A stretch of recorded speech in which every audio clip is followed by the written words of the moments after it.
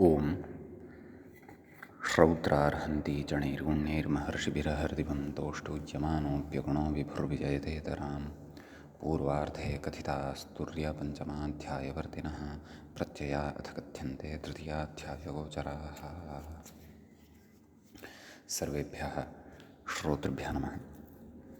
अस्माभिः गतपाठे यद्यत् पठितं तद् एकवारं स्मरामः। वयं वैयाकरणसिद्धान्तकौमुदी इत्याख्यस्य ग्रन्थस्य भुवादिप्रकरणे भवामः। भुवादिप्रकरणस्य अस्माकं क्रमे तत्र द्वितीयः पाठः गतपाठः प्रवृत्तः। अस्मिन् द्वितीये पाठे तत्र वयं श्रौत्रार्हन्ति चणैः इत्यादि श्लोकस्य तत्र द्वितीया या पङ्क्तिः अस्ति तस्याः पङ्क्तेः अर्थं दृष्टवन्तः। किञ्च द्वितीयः यः श्लोकः नाम यस्मिन् श्लोके ग्रन्थस्य प्रतिपाद्यः विषयः उक्तः स च श्लोकः अस्माभिः अर्थविवरणपूर्वकं ज्ञातः।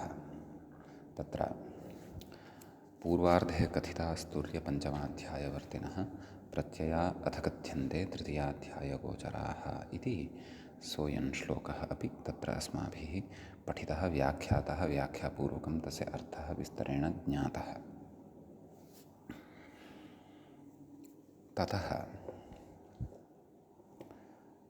तत्र भुवादिप्रकरणस्य आरम्भं कुर्वता ग्रन्थकारेण आदौ दशलकाराः परिचायिताः। तत्र आदौ दशलकाराः प्रदर्श्यन्ते इत्युक्त्वा लट् लिट् लुट् लृट् लेट् लोट् लङ् लिङ् लुङ् लृङ्। तत्रैव लिङ् इत्यस्य भेदद्वयं भवति, विधिलिङ्लकारः आशीर्लिङ्लकारश्च इत्येवं रीत्या अस्माभिः श्रुतम्। यस्तु अग्रे क्रमेण मूले एव स्फुटीभविष्यति। ततः एषु पञ्चमः लकारः छन्दोमात्रगोचरः इति तत्र उक्तम्। नाम पञ्चमः लकारः अत्र यः भवति सः छन्दोमात्रगोचरः, छन्दसि एव दृश्यते इति तस्य प्रयोगाः छन्दसि एव भवन्ति इति स च लकारः अस्माभिः अग्रे पठिष्यते। नाम वैदिकप्रक्रियायां तल्लकारविषये स्पष्टता करिष्यते। तदनन्तरं तृतीयाध्याये ये प्रत्ययाः उक्ताः तेषु प्रत्ययेषु सर्वादौ अत्र लट् इति प्रत्ययः ग्रन्थकारेण तत्र उच्यमानः वर्तते। अस्माभिः तल्लट् प्रत्ययविधायकं सूत्रमपि पठ्यमानं च अस्ति, वर्तमाने लट् इति। तत्र सूत्रस्य अर्थः दृष्टः। वर्तमानक्रियावृत्तेः धातोः लट् स्यात् इति। किञ्च गतपाठस्य अन्ते व्याख्यायाः पङ्क्तयः च अस्माभिः इत्थं पठिताः। वर्तमाने लट् धातोरिति सूत्रम् आतृतीयाध्यायपरिसमाप्तेः अधिकृतं वर्तमाने इति तत्रान्वेति वर्तमाने अर्थे विद्यमानात् धातोः लडिति लभ्यते। फलितमाह वर्तमानक्रियावृत्तेरिति इति एतावान् भागः व्याख्यायाः अपि अस्माभिः तत्र स्पृष्टः। तत्र इतः अग्रे अधुना अस्माभिः पठनीयं वर्तते। भुवादिप्रकरणस्यास्य अस्माकं क्रमे अधुना तावत् तृतीयः पाठः आरब्धो भवति। अस्मिन् तृतीये पाठे तत्र अग्रे वयं पश्यामः। नाम तदेव वर्तमानक्रियावृत्तेः धातोर्लट् स्यात् इति यः सूत्रार्थः उक्तः तस्य सूत्रस्य एव अर्थविश्लेषणं व्याख्यात्रा यदग्रे क्रियमाणं वर्तते तद् अधुना वयं पठामः। यद्यपि सूत्रस्य अर्थः सरलः, एतावानेव तत्र अभिप्रायः। वर्तमानार्थे धातोः लट्लकारः भवति, तावदेव। कथयति धात्वर्थक्रियायाः वर्तमानत्वं तु वर्तमानकालवृत्तित्वम्। धात्वर्थक्रिया या वर्तते, एवं खलु। धातोः अर्थद्वयं भवति, फलं व्यापारश्च। व्यापारो नाम क्रिया, एवं खलु। फलं नाम विक्लित्यादिः। तत्र व्यापाराश्रयः कर्ता भवति, अपि च फलाश्रयः कर्म भवति। तत्सर्वं वयम् उद्ग्रन्थेषु अग्रे पठिष्यामः। भूषणसारादिषु ग्रन्थेषु पठ्यते। किञ्चित् तद्विषये च अस्माभिः कारकादिषु अपि पठितं वर्तते। अपि च धातूनाम् अर्थाः धातुपाठानुरोधेन प्रकृते अपि अस्माभिः पठिष्यन्ते। प्रकृते नाम तत्र अस्मिन् प्रकरणे अपि पठिष्यन्ते, दशगण्यां पठिष्यन्ते। उपद्विसहस्रं धातवः भवन्ति, तेषां धातूनां विषये अत्र पठिष्यते। अस्तु, कथयति धात्वर्थक्रियायाः वर्तमानत्वं तु नाम धात्वर्थभूता या क्रिया वर्तते तस्याः वर्तमानत्वं तु वर्तमानकालवृत्तित्वं। नाम वर्तमानकाले वर्तते या क्रिया, क्रिया वर्तमानकाले एव भवति इति न भवति। काचित् क्रिया अतीता भवति, काचित् क्रिया अग्रे भविष्यति। अतः वर्तमानत्वं नाम वर्तमानकालवृत्तित्वम् अत्र ग्राह्यं। कस्याः वर्तमानत्वं? क्रियायाः वर्तमानत्वं। क्रिया का? धातोः अर्थः भवति कश्चन। कः? क्रिया। का क्रिया इति। एवं खलु। यथा देवदत्तः ओदनं पचति, तत्र पचति इत्यनेन पाकक्रिया बुध्यते। पचधातुः वर्तते तत्र। तस्य पचधातोः अर्थद्वयं, फलं व्यापारश्च। व्यापारः नाम क्रिया, पाकक्रिया तत्र भवति। फलं किं? फलं विक्लित्यादिः, अर्थात् तण्डुलः यः जले स्थापितः, अधिश्रयणं कृतं, परिपाकः कृतः, परिपाकानन्तरं तण्डुलः यः कठोरावस्थापन्नः आसीत् सः अधुना मृदुत्वं प्राप्तवान्, भोक्तुम् अधुना योग्यश्च अस्ति इति भावः। एवं खलु। अग्रे कथयति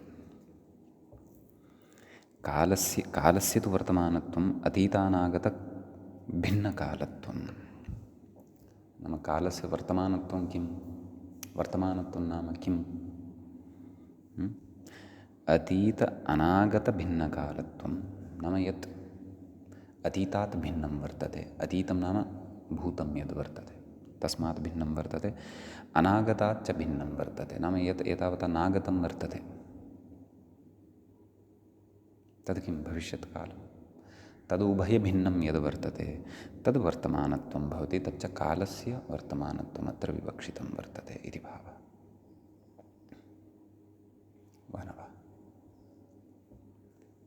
कथयति भूतभविष्यतोः प्रतिद्वन्द्वी वर्तमानः कालः इति भाष्यं। भाष्ये वर्तमानकालस्य एवं रीत्या परिभाषा उक्ता वर्तते। भूतकालस्य भविष्यतः चापि अथवा भविष्यत्कालस्यापि यः प्रतिद्वन्द्वी भवति, नाम तद्भिन्नः सः भवति,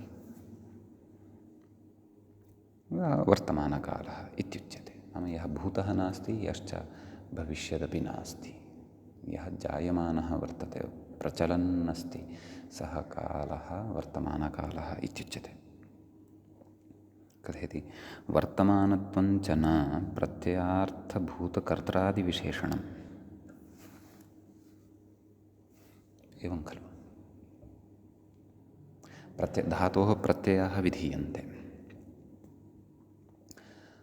तिङादयः प्रत्ययाः, तिङ् प्रत्ययः विधीयते। तिङ् इत्यस्य नामान्तरं भवति आख्यातः, एवं खलु।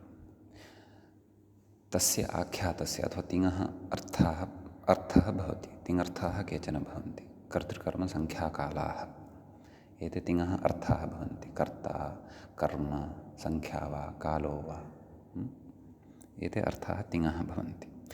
तेपि अग्रे पठिष्यन्ते। सद्यः अत्र कर्ता इति तिङर्थः भवति।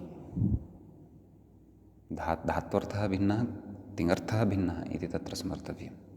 धात्वर्थः फलं व्यापारश्च, तस्य किञ्चित् निर्दर्शनं दत्तं, देवदत्तः ओदनं पचति इत्यादिषु। तत्र तण्डुलस्य विक्लित्तिः फलं भवति, पाकः क्रिया भवति। तत्र पचति इत्यत्र यः तिङ् प्रत्ययः वर्तते तस्य कर्तृक्रमसङ्ख्याकालादयः अर्थाः भवन्ति। प्राधान्येन कर्तृर्थः कर्मार्थश्च तेन विधीयते। तदा इतोपि अग्रे स्पष्टीभविष्यति, यदा इतोपि केचन विषयाः अग्रे पठिष्यन्ते तदा। एवं खलु कथयति वर्तमानत्वं च न प्रत्ययार्थभूतकर्त्रादिविशेषणं। नाम अत्र वर्तमानत्वं यद् वर्तते तद् वर्तमानत्वं प्रत्ययार्थभूतकर्त्रादिविशेषणं नास्ति। नाम प्रत्ययस्य अर्थभूताः ये वर्तन्ते कर्त्रादयः, तेषां विशेषणं नास्ति, कर्तुः विशेषणं नास्ति। कथयति अतीतपाकादिक्रिये कर्तरि वर्तमाने पचति इत्याद्यापत्तेः। नाम अतीतपाकादिक्रिया या वर्तते अथवा अतीतपाकादिक्रियः यः कर्ता वर्तते, अतीतपाकादिक्रिया यस्य, सा अतीतपाकादिक्रियः, तस्मिन् अतीतपाकादिक्रिये कस्मिन् कर्तरि वर्तमाने पचति इत्याद्यापत्तेः। नाम यदि वयं वर्तमानत्वं यद् वर्तते तद् प्रत्ययार्थभूतकर्त्रादिविशेषणत्वेन स्वीकुर्याम तर्हि प्रत्ययस्य अर्थः नाम तिप्तस्य इत्यादयः ये प्रत्ययस्य अर्थाः कर्त्रादयः ये भवन्ति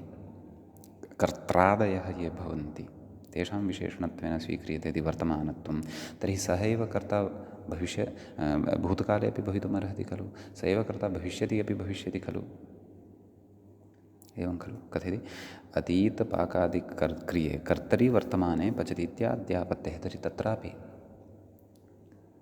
पचति इति प्रयोगः स्यात् यदि प्रत्ययार्थभूतकर्त्रादिविशेषणं वर्तमानत्वम् इति लक्षणं यदि अङ्गीक्रियते, तथा न। कथयति किन्तु धात्वर्थविशेषणमेव वर्तमानत्वं। वर्तमानत्वं यद् वर्तते तद् धात्वर्थविशेषणत्वमेव भवति। नाम वर्तमानार्थे यः धातुः अस्ति अथवा येन धातुना या क्रिया उच्यमाना वर्तते, सा क्रिया यदि वर्तमाने विवक्षिता वर्तते तदा धातोः लट् इति प्रत्ययः भवति अथवा लट् इति लकारः भवति इति आहत्य अत्र सरलार्थः ज्ञेयः। कथयति लट् तु तस्य द्योतक एव। नाम तादृशधात्वर्थविशेषणं यद् वर्तमानत्वं वर्तते तस्य धात्वर्थविशेषणं वर्तमानत्वस्य द्योतकः अयं लट् भवति। नाम तस्मिन् अर्थे अयं लट् विहितः भवति इति भावः। नाम तस्य द्योतकः भवति इति भावः। तस्मिन् अर्थे लट् इति तन्न तस्य वर्तमानत्वस्य द्योतकः भवति। लटः विधानं तु भिन्नार्थे भवति अथवा लकारस्य विधानं तु भिन्नार्थे भवति। लकारः तु कर्तरि भवति, कर्मणि भवति, भावे भवति। तद् अचिरेण अग्रे वक्ष्यते। परन्तु वर्तमानत्वस्य द्योतकत्वं तु अस्य लटः भवति। एवमेव तत्तत् लकारे तत्तत् कालविशेषस्य द्योतकत्वं सम्भवति। क्वचित् नापि भवति। यत्र कालसम्बन्धः न भवति तत्र नापि भवति। यथा लोट् अस्ति, लिङ् अस्ति, साक्षात्कारसम्बन्धः यत्र नास्ति तद् अग्रे स्पष्टीभविष्यति। एवं खलु। तर्हि अयं भवति सूत्रार्थः अस्य तत्र प्रकरणस्य, नाम अस्य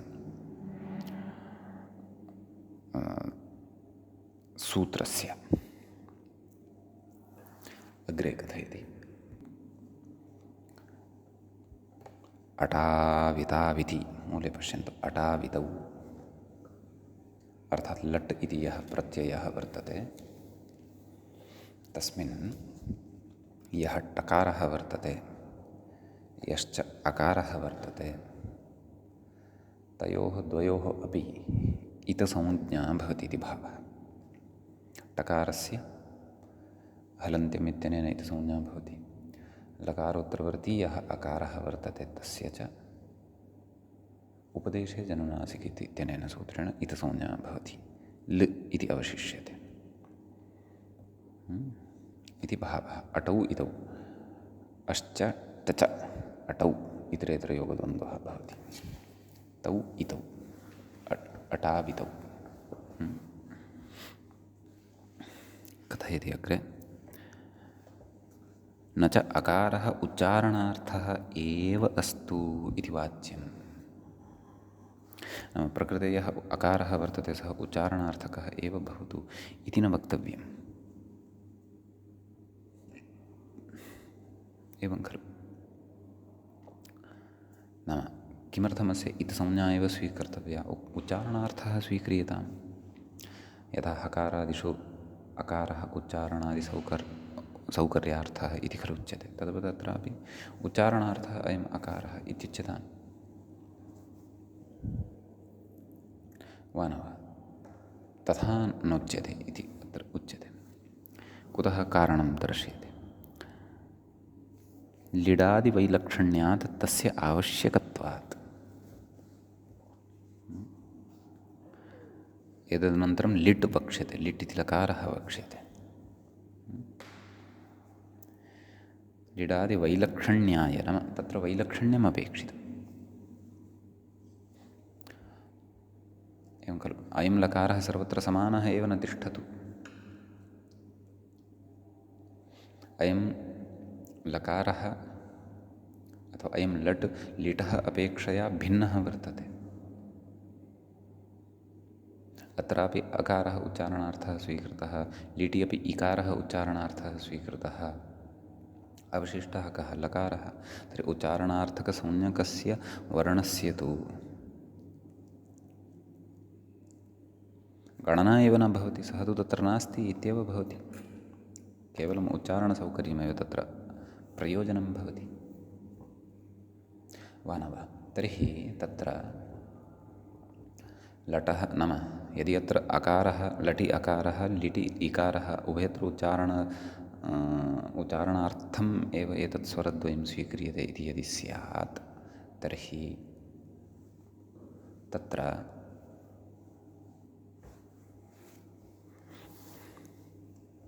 लटः, नाम लटः कार्याणि लिटि अपि स्युः, लिटिः कार्याणि लटि अपि स्युः। अनुशासनस्य नाशः एव स्यात्।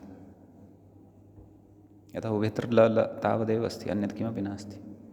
अन्यद् यदस्ति तत्तु उच्चारणार्थमस्ति तावदेव। उच्चारणार्थः अस्ति नास्ति समानः। केवलम् उच्चारणसौकर्यमेव तस्य प्रयोजनं भवति, नान्यत् किमपि प्रयोजनम्। एवं खलु कथयति। तथा च तस्य इतसंज्ञां विना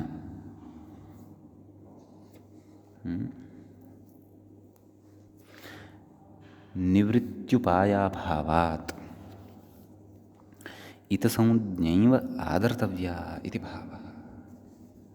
उच्चारणार्थः यदि स्वीकृतः तर्हि तस्य इतसंज्ञा अपि नास्ति। कथयति इतसंज्ञां विना निवृत्त्युपायाभावात्, नाम प्रकारान्तरेण तस्य निवृत्तिः न स्यात्। उच्चारणार्थः अस्ति चेत् नाम तस्य गणना न भवति इति अङ्गीकुर्मः, परन्तु उच्चारणार्थकत्वेन वा तेन तत्र स्थातव्यमेव खलु। प्रक्रियादशायां तस्य गणनां न करिष्यामः इति सत्यम्।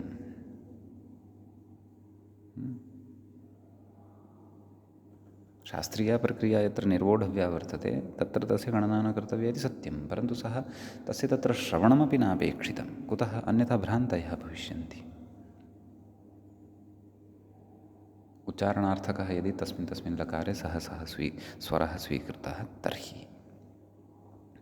अतः निवृत्त्युपायाभावः नाम तस्य ततः अपाकरणमेव न स्यात् इति कृत्वा इतसंज्ञा एव आदर्तव्या तस्य अपाकरणं कर्तुं, तस्य ततः अपायं कर्तुम्। इतसंज्ञायाः एव तत्र आदरः कर्तव्यः, नाम इतसंज्ञा एव अस्य कर्तव्या इति भावः। समीचीनं। तर्हि एतावता किम् अत्र भूधातुः अग्रे स्वीकरिष्यते। सम्यक्। भवन्तः इतः आरभ्य एव चापि भूधातोः अत्र कल्पनाम् अथवा स्वीकृत्य अग्रे गन्तुं शक्नुवन्ति।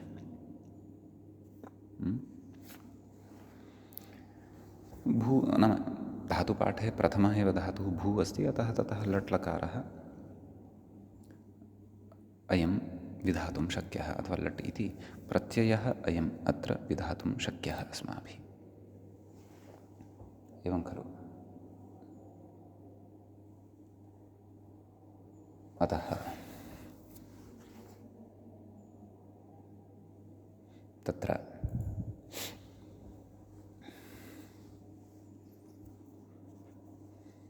अग्रे उच्यते। अग्रे इदानीं सूत्रं वर्तते। भूधातुं स्वीकृत्य लकारः विधेयः। सत्यं विधेयः वर्तते, वर्तमाने लट् इत्यनेन एव विधेयः वर्तते। भवति, भवतः, भवन्ति इत्यादीनि रूपाणि आदौ इमानि एव साधनीयानि वर्तन्ते। परन्तु अयं लकारः कस्मिन् अर्थे भवति इति इतोपि ज्ञातव्यं वर्तते। भवन्तः चिन्तयेयुः, किं भोः एतावता किं न ज्ञातं वा? वर्तमानार्थे खलु लकारः भवति लट् इति। एवं खलु? इत्येतत् सत्यं। तत्र वर्तमानक्रियावृत्तेः धातोः लट् स्यात्, नाम धातुः यदि नाम वर्तमानार्थे यदि धातुः अथवा काचित् क्रिया विवक्षिता भवति तर्हि तत्क्रिया सम्बद्धः यः धातुः तस्मात् धातोः लट् लकारः भवति इति एतावान् अर्थः तु ज्ञातः। अयं तु कालसम्बद्धः अर्थः वर्तते। तत्रापि वस्तुतः वर्तमानार्थे वर्तते यः धातुः अथवा या क्रिया तस्मिन् तादृशवर्तमानक्रिया यदा गम्यमाना भवति तदा लट् लकारः भवति इत्येव अस्माभिः उच्यते।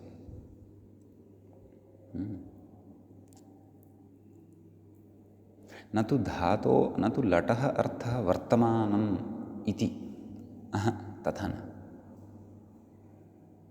लकारः यस्मिन् अर्थे भवति, न केवलः लकारः एव, सर्वोऽपि लकारः यस्मिन् अर्थे भवति सः विषयः इदानीम् अग्रे अस्माभिः पठनीयः वर्तते। अतः अत्र किञ्चित् भ्रान्तः न भवेयुः भवन्तः, यतोहि तत्र उक्तं, पश्यन्तु व्याख्यात्रापि उक्तं, तत्र वर्तमानत्वञ्च न प्रत्ययार्थभूतकर्त्रादिविशेषणं। प्रत्ययः कः? लट्। तस्य अर्थाः के? कर्त्रादयः। ते च अर्थाः अधुना अग्रे पठिष्यन्ते लःकर्मणि चाभावे इत्यादिना सूत्रेण। अतीतपाकादिक्रिये कर्तरि वर्तमाने पचति इत्याद्यावत्तेः, किन्तु धात्वर्थविशेषणमेव वर्तमानत्वं। वर्तमानत्वं यद् भवति धात्वर्थविशेषणत्वमेव भवति। लडादिप्रत्ययार्थविशेषणत्वं न भजते। आम्, तादृशवर्तमाने गम्ये अथवा वर्तमाने गम्यमाने लट् इति प्रत्ययः भवति, सत्यं। परन्तु लट् नाम सर्वेपि एते लकाराः, लटः ल अवशिष्यते, लिटः ल अवशिष्यते, लुटः ल अवशिष्यते, लृटः ल अवशिष्यते, सर्वेषामपि ल इत्येव अवशिष्यते। तर्हि सर्वेपि इमे लकाराः वस्तुतः कस्मिन् अर्थे भवन्ति एतेषां लकाराणां प्रत्ययरूपाः ये लकाराः एते वर्तन्ते एतेषां स्वकीयः कः अर्थः भवति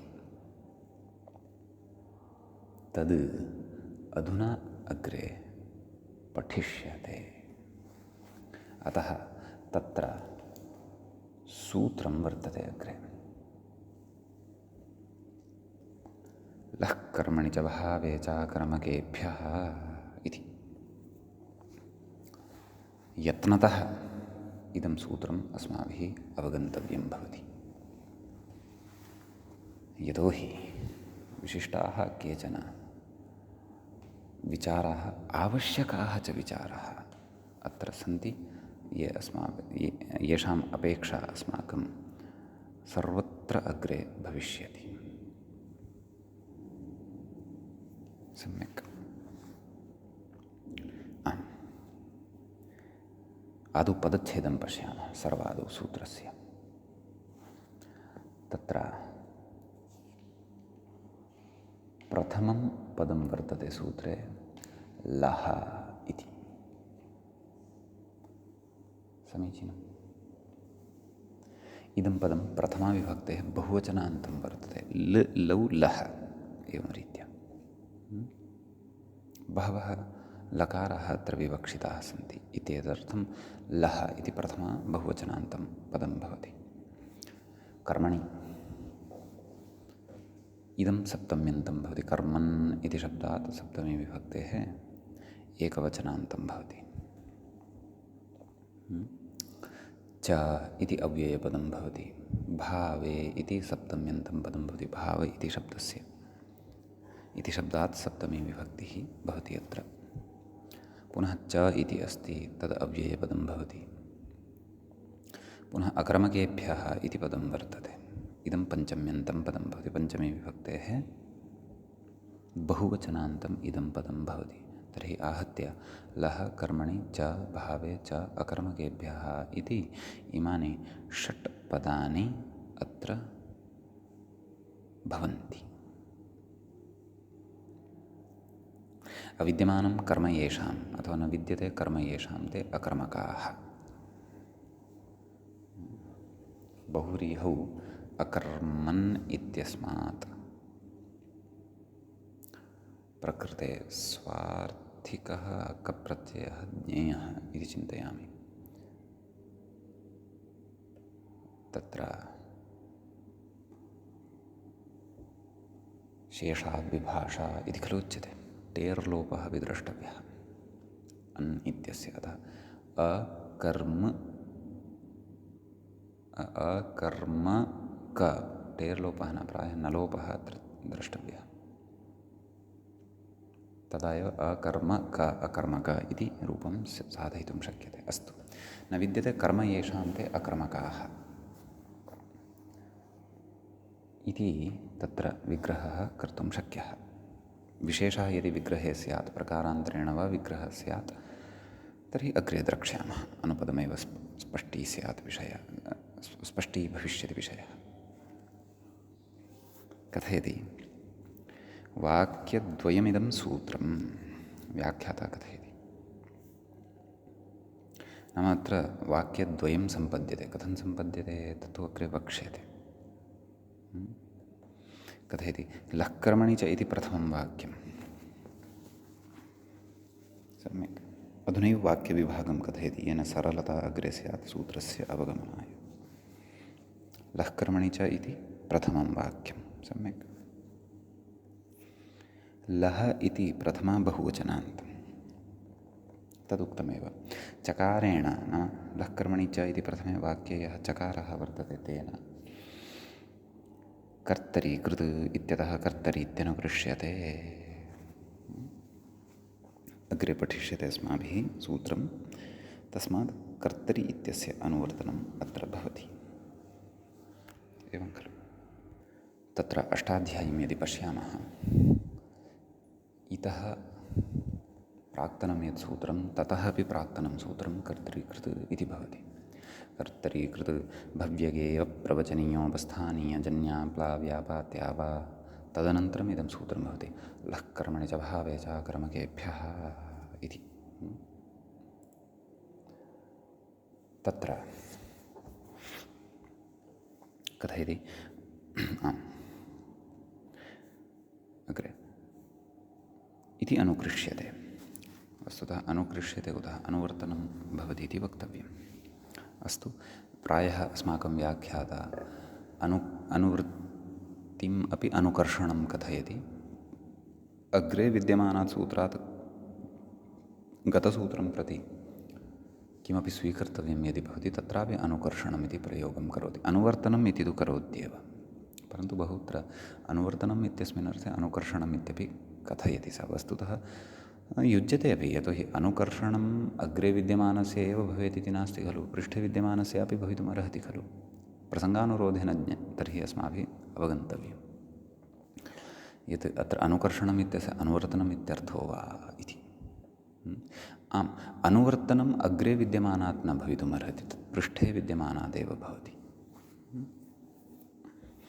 अस्तु, कथयति धातोः इत्यधिकृतं चतुर्थाध्यायस्य समाप्तिं यावत् भवति धातोः इति अधिकारः इति वयं जानीमः, एवं खलु। तस्य अत्र अधिकारो भवति। अग्रे कथयति लकाराः कर्मणि कर्तरि च धातोः स्युः इति लभ्यते। नाम एतावता यत् प्रथमं वाक्यं कृतं वर्तते, व्याख्याता सरलीकृत्य वदन्नस्ति। लकाराः के लट् लिट् लुट् लुट् लिट् लोट् लङ् लिङ् लुङ् लृङ् एते ये पठिताः अस्माभिः।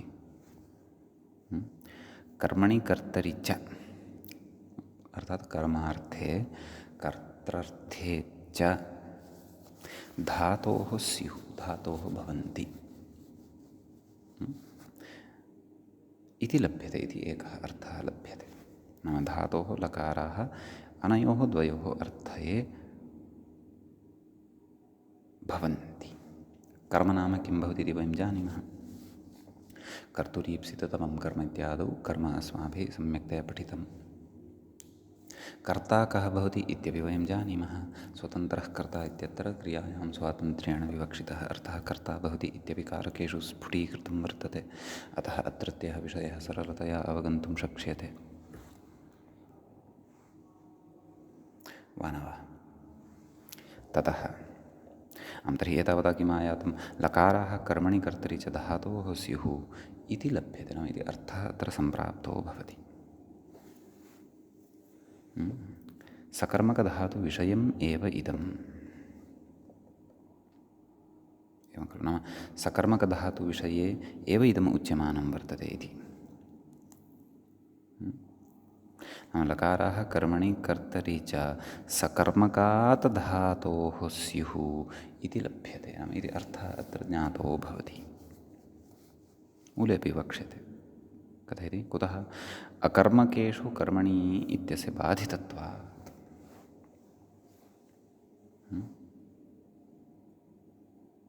नाम अकर्मकेषु तु तत्र कर्मणि इत्यस्य विषयः एव भवितुं नार्हति। कर्म यतः धातूनां प्रसङ्गे तु कर्मणः उपस्थितिरेव न भवति, अत एव ते धातवः अकर्मकाः भवन्ति, एवं खलु।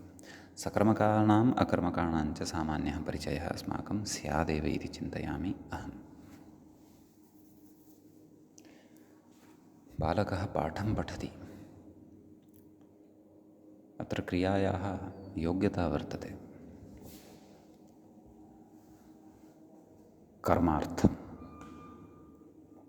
कर्मार्थः योग्यता वर्तते, अतः कर्मपदम् अत्र भवितुम् अर्हति, एवं किल। ततः तत्र बालकः हसति, अत्र हसनक्रिया या वर्तते, हासक्रिया या वर्तते, तत्र कर्म न सम्भवत्येव, योग्यतैव नास्ति। धातौ विद्यमाना सा शक्तिः अथवा सः धर्मविशेषः सः शक्तिविशेषः एव नास्ति, अथवा तादृशयोग्यता एव तत्र नास्ति, योग्यताविशेषः एव तत्र नास्ति, येन तत्र कर्मणः उत्पत्तिः स्यात्। अतः यत् प्रथमं वाक्यम् उक्तं तत् प्रथमं वाक्यं न लः कर्मणि च वहावे इति सकर्मकधातोः एव विषयः सः भवति। एवं खलु। कर्मणि इति पदेन तद् लभ्यते। अतः लकारः कर्मणि कर्तरि च सकर्मकात् धातोः स्युः, अथवा सकर्मकात् धातोः कर्तृर्थे कर्मार्थे अथवा कर्मार्थे कर्तृर्थे च लकाराः भवन्ति, लकाराणां विधानं भवति इति अर्थः तत्र लभ्यते।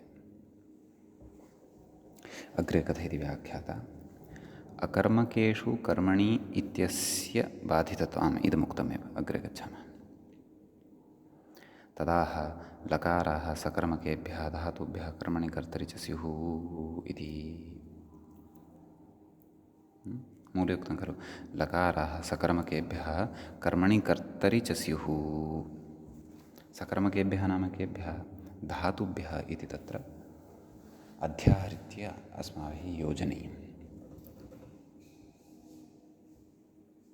यद्यपि मूले व्याख्यात्रा तत्र कोष्ठकयोः धातुभ्यः इति लिखितम् अस्ति, भवतां पुस्तकेषु स्यात् वा इति द्रष्टव्यम्। नाम मूले तु नास्ति, परन्तु व्याख्याता तत्र क्वचित् धातुभ्यः इत्यपि पठति पाठम्, अथवा स्पष्टतार्थं कोष्ठकयोः धातुभ्यः इति लिखितवान् स्यात् व्याख्यायाम्। लकाराः सकर्मकेभ्यः धातुभ्यः कर्मणि कर्तरि च स्युः, नाम कर्मार्थे कर्तृर्थे च भवन्ति। एकम् उदाहरणं भवतु।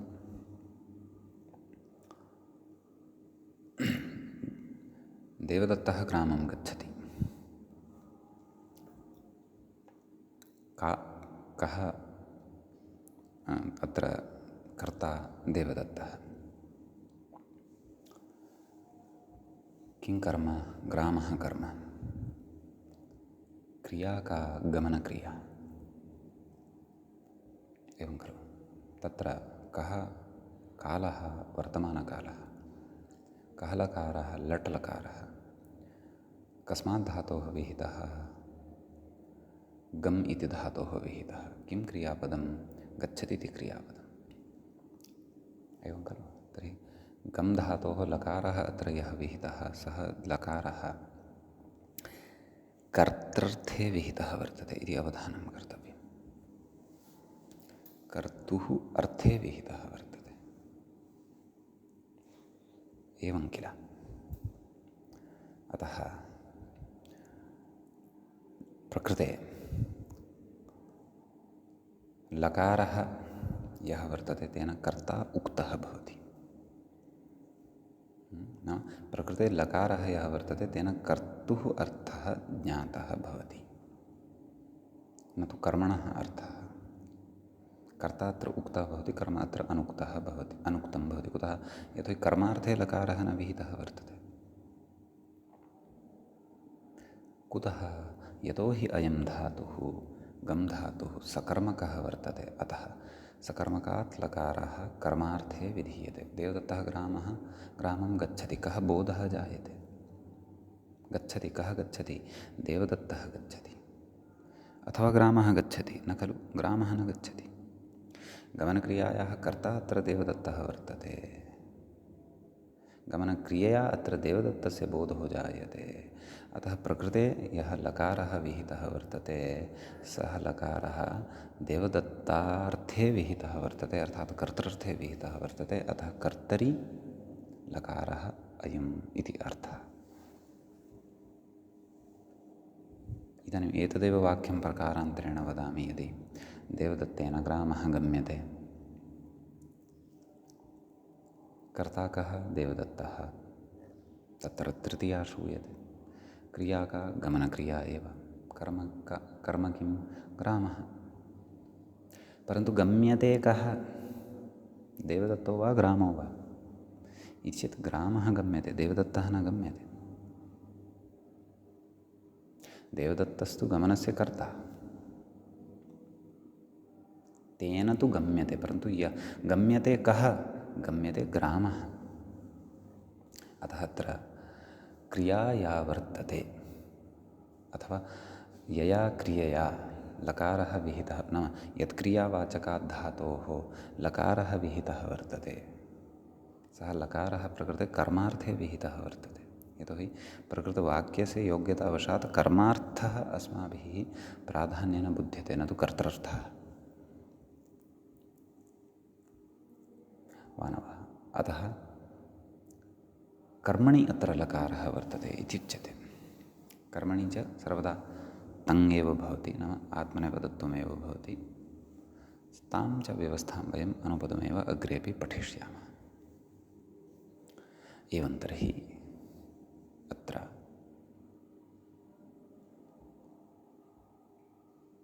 यः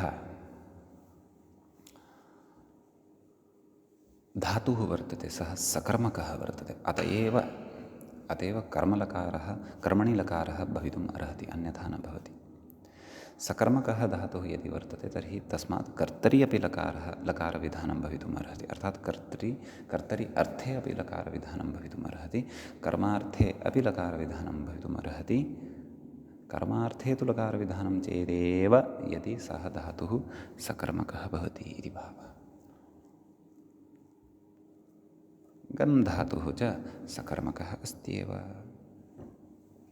एवं किल? अग्रे कथयति। एतावद् उक्तवान्, नाम प्रथमं वाक्यम् उक्तवान्, लकाराः सकर्मकेभ्यः धातुभ्यः कर्मणि कर्तरि च स्युः। अनयोः सरलम् उदाहरणमपि प्रदत्तं, व्याख्याता अपि उदाहरणं दास्यति। तत्र अस्माभिः अधिकं चिन्तनं कर्तव्यमिति नास्ति, यतोहि मुख्यः विषयः यदि स्फुटीकृतः तर्हि अत्रत्यः विषयः सर्वात्मना सरलः जायते एव। कथयति, एवञ्च सकर्मकेभ्यः भावे लकारा न भवन्ति इत्युच्यते। नाम सकर्मकाः सन्ति ये धातवः,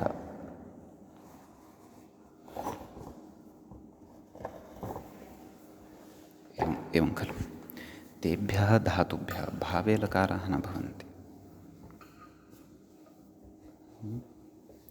कर्तरि तु भवन्ति, तदग्रे वक्ष्यते। कर्तरि भवन्ति इति तु उक्तमेव। भावे लकाराः अकर्मकेभ्यः एव भवन्ति, कर्तरि अपि भवन्ति अकर्मकेभ्यः, तदग्रे वक्ष्यते। अस्तु, अग्रे कथयति, सकर्मकेभ्यः अपि भावलकारप्रवृत्तौ तु, नाम सकर्मकधातवः ये वर्तन्ते तेभ्यः धातुभ्यः भावे यदि लकारः स्युः, भावे लकारः नाम भावो नाम कोऽर्थः? भावः नाम क्रिया, एवं किल इति अत्र स्मर्तव्यं। भावो नाम क्रिया, केवल धातोः अर्थः यः वर्तते व्यापारः अर्थात् क्रिया, तस्मिन्नेव अर्थे लकारविधानं नाम भावलकारः सः। अर्थात् कर्तार्थः नास्ति, कर्मार्थोऽपि नास्ति, तर्हि अवशिष्टः यः अर्थः सः अर्थः तत्र भावः इत्युच्यते।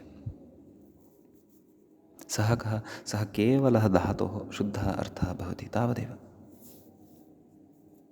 एवं रीत्या भावं भवन्तः परिचेतुं शक्नुवन्ति, अथवा भावो नाम कः इति वयं ज्ञातुं शक्नुमः। अस्तु, कथयति, सकर्मकेभ्यः अपि भावलकारप्रवृत्तौ तु, नाम सकर्मकाः ये सन्ति धातवः, तेभ्योऽपि यदि भावलकाराः स्युः, अर्थात् भावार्थे लकाराणां विधानं यदि स्यात्, तर्हि तु देवदत्तेन घटं क्रियते इत्यादौ। वस्तुतः अशुद्धम् इदं रूपं, देवदत्तेन घटः क्रियते इत्येव वदामः खलु। नाम यदि सकर्मकेभ्यः अपि भावे लकारप्रवृत्तिः स्यात्, तर्हि देवदत्तेन घटं क्रियते इत्यादौ भावलकारेण कर्मणः अनभिहितत्वात्, नाम कर्म तु तेन उक्तः, कर्म तु उक्तं न भवति, केन? भावलकारेण।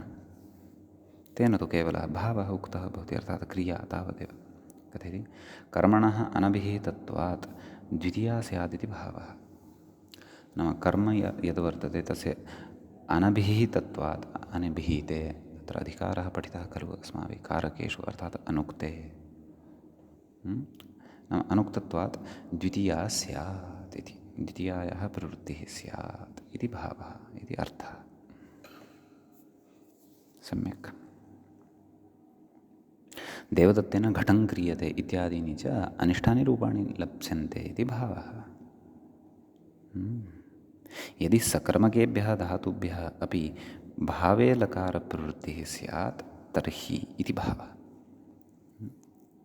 अस्तु अग्रे कथयति एतावता अस्माभिः लक्कर्मणि इति सूत्रे यत् प्रथमं वाक्यं सम्पन्नं भवति अथवा प्रथमं वाक्यं तत्र यत् सम्भवति तद्विषये एव एतावता अस्माभिः पठितं वर्तते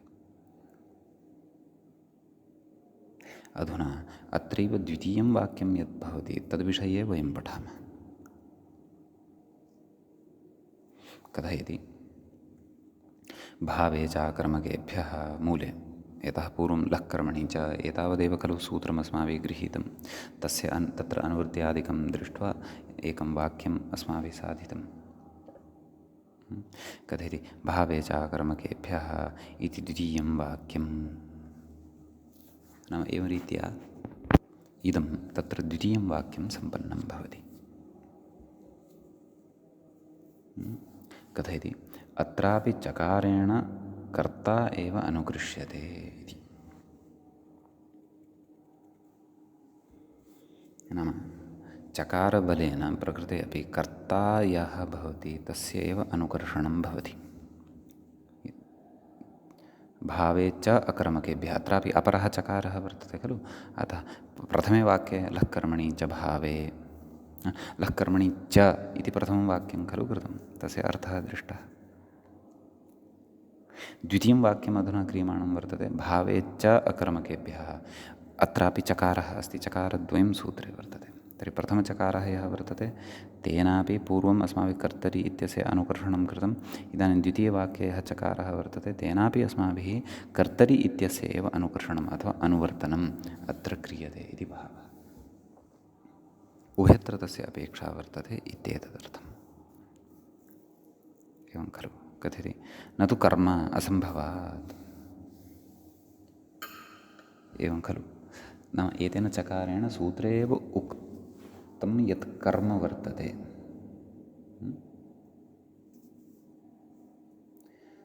तत्तु न स्वीक्रियते अत्र एवं किल तस्य तु अत्र स्वीकारो न भवति इति असम्भवात् यतोहि अकर्मकः चेत् धातुः तर्हि तस्मात् सुतरां कर्मणः प्रयोजनमेव नास्ति तस्य सन्दर्भे एवं किल इति भावः कथयति तदाह अकर्मकेभ्यः भावे कर्तरि च इति उक्तं खलु मूले अकर्मकेभ्यः भावे कर्तरि च कथयति तर्हि अकर्मकधातवः ये वर्तन्ते तेभ्यः भावे अपि भवति कर्तरि अपि भवन्ति यथा बालकः हसति हस् धातुः अकर्मकः वर्तते अतः अत्र यः लकारः अर्थात् लडादिः यः लकारः विधीयते सः कर्तृर्थे भवति हसति कः हसति देवदत्तः खलु हसति वा न वा अतः देवदत्तादिकर्तॄणां तत्र बोधः जायते इति कृत्वा अकर्मकेभ्यः कर्तृर्थे अपि लकारः भवति अकर्मकेभ्यः केभ्यः धातुभ्यः इति भावः समीचीनम् एवमेव एतदेव भावे यदि प्रयोक्तव्यं तर्हि देवदत्तेन हस्यते एवं खलु अत्र कर्तुः बोधः नास्ति कर्मणोऽपि बोधः नास्ति कर्मणस्तु सुतरां नास्ति कर्तुरपि नास्ति केवला या हासक्रिया वर्तते अर्थात् यः भावः वर्तते भावः अर्थात् क्रिया सिद्धावस्थापन्नः धात्वर्थः क्रिया धात्वर्थः भावः नाम धातोः अर्थः यः क्रिया वर्तते स एव भावः इति उच्यते। एवं खलु। अतः तस्मिन् केवले तस्मिन्नेव अर्थे, अतः तेन हस्यते, मया हस्यते, युष्माभिः हस्यते, बालकैः हस्यते, बालिकाभिः हस्यते, मूर्खैः हस्यते, विद्वद्भिः हस्यते, सर्वत्रापि हस्यते इति क्रियापदेन एकमेव, नाम इति अकर्मकक्रियापदेन एतेन एकः एव विषयः अवगम्यमानः वर्तते, हासः, तावदेव। आम्, यदि तु कथयामि बालकाः हसन्ति, पुरुषाः हसन्ति, अग्रजौ हसतः, माता हसति, तत्र क्रियापदेन भिन्नभिन्नकर्तॄणां बोधः भवितुम् अर्हति। कुतः? कर्तरि तत्र लकारः वर्तते, प्रकृतिभावे लकारः वर्तते इति कृत्वा तत्र केवलस्य भावस्य एव बोधः भवति, नान्यस्य। भावः नाम क्रियाविशेषः। समीचीनम्। अतः प्रकृते एवं रीत्या द्वितीयस्य वाक्यस्य अर्थः अवगन्तव्यः। अत्र यद्यपि केचन विशेषाः सन्ति, तान् विशेषानपि अग्रे कथयन् अस्ति ग्रन्थकारः, व्याख्याता कथयति। अत्र अकर्मकग्रहणेन अविवक्षितकर्मकाः अपि गृह्यन्ते। एवं खलु। लक्कर्मणि चाभावे चाकर्मकेभ्यः, लक्कर्मणि चभावे चाकर्मकेभ्यः, एवं किल। अत्र अविवक्षितकर्मकाः अपि गृह्यन्ते, नाम येषां ये सकर्मकाः धातवः वर्तन्ते, परन्तु अविवक्षातः ते सकर्मकाः अपि अकर्मकाः भवन्ति। धातोरर्थान्तरे वृत्तेः धात्वर्थेनोपसङ्ग्रहात्, तत्र प्रसिद्धेरविवक्षातः कर्मणो कर्मिका क्रिया इति सकर्मकक्रिया अपि कथम् अकर्मकक्रिया भवति इति अनया कारिकया अस्माभिः श्रुतः अयं विषयः कारकेषु भवन्तः स्मरेयुः। यद्यपि अत्र तिङन्ताधिकारे अग्रे पठिष्यते, एषा कारिका एव विस्तरेण अग्रे पठनीया वर्तते। एवं किल। तर्हि अत्र तदेव अविवक्षातः अपि सकर्मकक्रिया अकर्मकत्वं प्राप्नोति। नाम तत्र कर्मणः विवक्षां न कुर्मः वयम्, अतः तत्र अकर्मकत्वं भवति। एवं खलु, तदेव कथयति। अत्र अकर्मकग्रहणेन अविवक्षितकर्मकाः अपि गृह्यन्ते, तेन देवदत्तेन भुज्यते इत्यत्र देवदत्तेन भुज्यते इति अस्ति प्रयोगः। किं भुज्यते इति वक्तुम् अपेक्षा नास्ति अस्माकं, नाम विवक्षा नास्ति। सामान्येन आं देवदत्तः अस्ति, भुज्यते। किं भुज्यते तेन इति वयं कर्मपदस्य निवेशं कर्तयितुं नेच्छामः। भोजनं वा, इड्ली डोसा वा, यत्किमपि वा।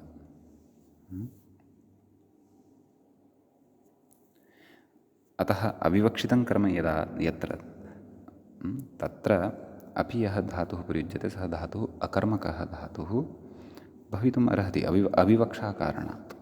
तदेव कथयति। तेन नाम केन, नाम अविवक्षितकर्मकाः अपि प्रकृते तत्र ये भवन्ति धातवः तेऽपि अत्र परिगण्यन्ते, तेभ्यः अपि कर्तरि भावे च रूपाणि भवितुम् अर्हन्ति। तेन देवदत्तेन भुज्यते इति सतोऽपि ओदनरूपकर्मणः, नाम किं भुज्यते? ओदनः इति भुज्यते। अविवक्षायां नाम तस्य ओदनस्य कथनस्य विवक्षा नास्ति अस्माकं, भुक्तं भुज्यते तेन, परन्तु किं भुज्यते इति सामान्येन अस्माभिः उल्लेखः न कृतः अथवा अविवक्षा कृता, वक्तुं नेष्टं। तदेव उक्तं तेन देवदत्तेन भुज्यते इत्यत्र सोः अपि अदनरूपकर्मणः अविवक्षायां, क्षन्तव्यः, सतः अपि ओदनरूपकर्मणः विवक्षायां, ओदनरूपं यत् कर्म वर्तते अत्र, अन्यथा देवदत्तेन ओदनः भुज्यते इति वा वक्तव्यमासीत् किल। परन्तु तस्य कर्मणः यदा अविवक्षा क्रियते तदा भावे लकारः अस्त्येव इति अन्यत्र विस्तरः। अतः अविवक्षया नाम कर्मणः अविवक्षां विधाय अन्येपि धातवः अत्र अविवक्षितकर्माणः अपि अत्र अकर्मकत्वेन गृहीतुं शक्याः इति भावः इति अन्यत्र विस्तरः। नाम अन्यत्र क्वचित् अयं विषयः उक्तः वर्तते इति भावः। अन्यत्र नाम उद्ग्रन्थादिषु स्यात्, तदर्थम् अस्माभिः उद्ग्रन्थाः तत्र भवेयुः द्रष्टव्याः। समीचीनम्। अग्रे लःकर्मणि चावहवे चाक्रमकेभ्यः इत्यस्मिन् सूत्रे एतावानेव विशेषः अत्र अस्माभिः दृष्टः, व्याख्यात्रा अपि एतावदेव उक्तं वर्तते। यद्यपि प्रकृते तत्त्वबोधिन्यां तु महान्तः एव विचाराः दृश्यमानाः वर्तन्ते, परन्तु सद्यः वयं बालमनोरमाव्याख्यानं पठन्तः स्मः इति कृत्वा बालमनोरमाव्याख्यानं पुरस्कृत्य एव तत्र अग्रे गच्छामः। सम्यक्। इदानीं साक्षात् तत्र अग्रे सूत्रं वर्तते, अधिकारसूत्रम् एव वर्तते। तद् उच्यते, सूत्रमेवं वर्तते, लस्य इति। लस्य इत्यत्र षष्ठी विभक्तिः भवति, अपि च प्रथमाविभक्तेः एकवचनस्य च इदं रूपं भवति। सम्यक् कथयति अग्रे, अधिकारोऽयं नाम अयम् अधिकारः वर्तते इति। व्याख्याता कथयति धातोः इत्यधिकृतम्। एवं खलु, नाम धातोः अधिकारे एव अयम् अधिकारः अपि पठ्यते। लस्य कथयति अकारो न विवक्षितः वा न वा। धातोः इति अधिकृतमत्र वर्तते, ततः लस्य इत्यत्र लकारात् परतः यः अकारः वर्तते सः न विवक्षितः। कथयति तेन लडादीनामपि सङ्ग्रहः इति। नाम तस्य इति संज्ञा भवति, लोपः भवति। अतः प्रकृते यः लकारोत्तरवर्ती यः अकारः वर्तते सः न विवक्षितः वर्तते, नाम तस्य अत्र परिगणनं नास्ति, इति संज्ञा वा नास्ति। अयं तु नाम प्रकृते केवलः अकारः लकारः एव, व्यञ्जनरूपः लकारः एव अत्र विवक्षितः वर्तते। अकारः यः वर्तते तस्य तु इति संज्ञा अथवा उच्चारणार्थकत्वम् अत्र भवति। उच्चारणार्थकत्वमेव अत्र स्वीकर्तव्यम्, इति संज्ञा न। अन्यथा यत्र इति संज्ञाकः वर्तते तत्र तस्य एव ग्रहणं स्यात् इत्यापि आपत्तिः स्यात्। सर्वसामान्यत्वेन यः लकारः वर्तते दृश्यते अनुबन्धविनिर्मुक्तः, तस्य लकारस्य स्थाने इति अर्थः भवति। तदेव उक्तं, तेन लिडादिनामपि सङ्ग्रहः। नाम लस्य इति षष्ठी वर्तते, तर्हि लस्य स्थाने कोऽर्थः? नाम लस्य स्थाने किं तदग्रिमसूत्रेण वक्ष्यते। तिप्तस्य इत्यादयः प्रत्ययाः एते एव न भवन्ति, अन्येपि भवन्ति, शतृशानजादयः।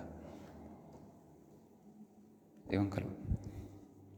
तर्हि प्रकृते अकारः अपि यदि विवक्षितः स्यात्, नाम अकारोऽपि वर्तते अत्र, तर्हि तु लटि यः ल वर्तते, लङि च यः ल वर्तते, तयोः द्वयोः स्थाने एव तत्र तिबादयः लादेशाः अग्रे स्युः, परन्तु लिट् यः वर्तते तस्य स्थाने न स्यात्, अथवा लिडादीनां स्थाने न भवेत्, यत्र अकारभिन्नः वर्णः वर्तते।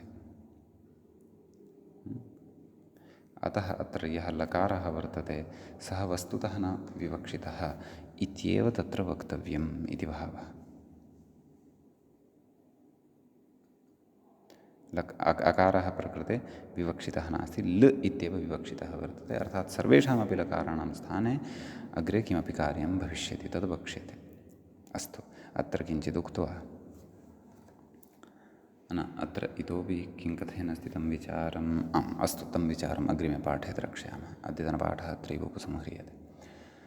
क्षन्तव्यः श्रौत्रार्हन्ति चणैर्गुण्यैर्महर्षिविरहर्दिवन्तोष्ठूयमानोऽप्यगुणो विभुर्विजयतेतरां पूर्वार्धे कथिता स्तुर्या पञ्चमाध्यायवर्तिनः प्रत्यया अथ कथ्यन्ते तृतीयाध्यायगोचराः एवञ्च बुहादिप्रकरणस्यास्य तृतीयः पाठः अस्माकं क्रमे सम्पन्नतां गतः। नमः सर्वेभ्यः श्रोतृभ्यः।